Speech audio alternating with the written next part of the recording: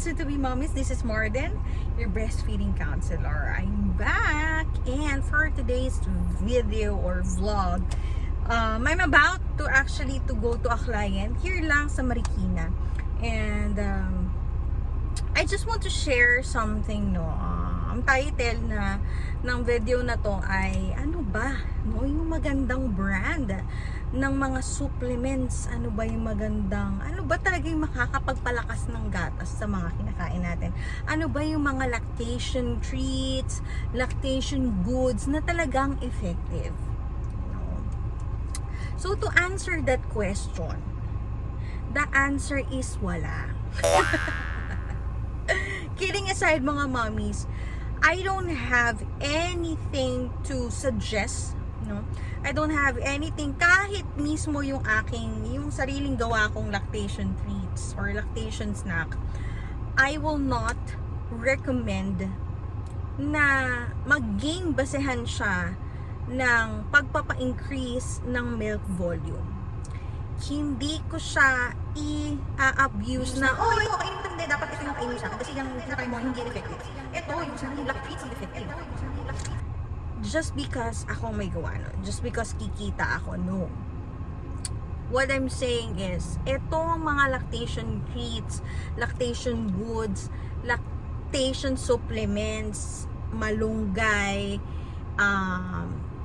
or anything else on the market doesn't have 100%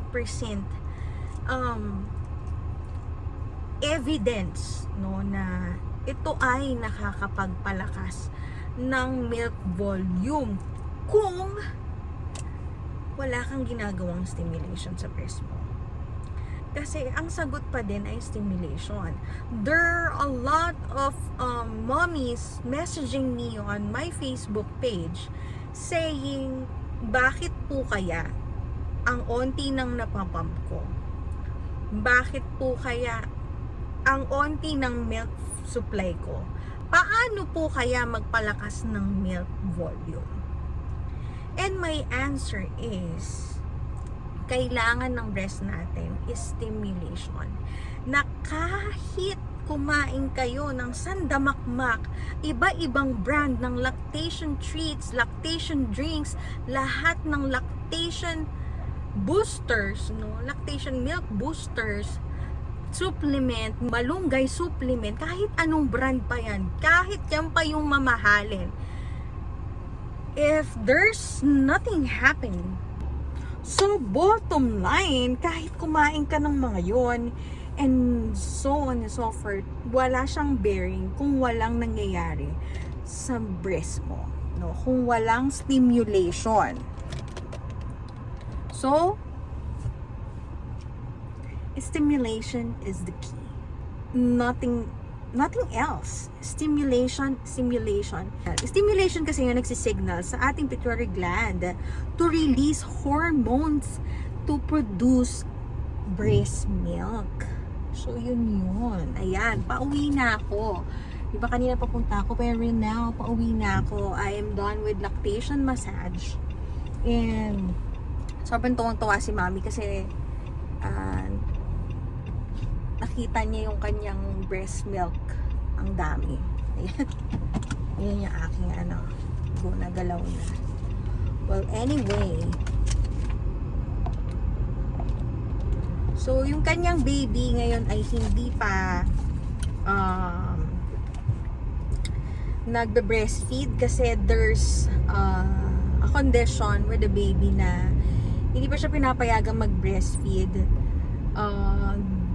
Mayroong daw something insufficient inside the throat na parang may chance na mag-backflow, parang ganun. Mag-backflow yung liquid. Ayan. So, to avoid that, hindi na muna nila. And, tina-track yung dami nung sa something, may ganun, tina-track. Afternoon po.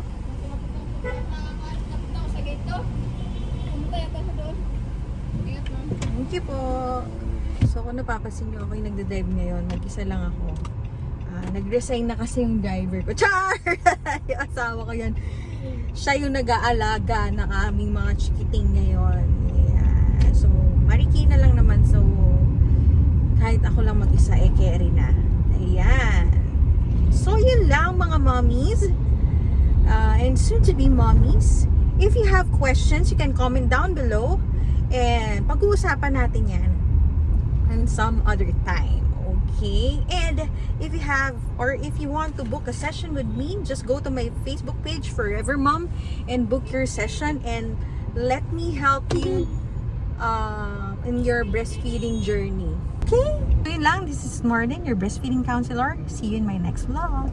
Bye-bye. Uwi na.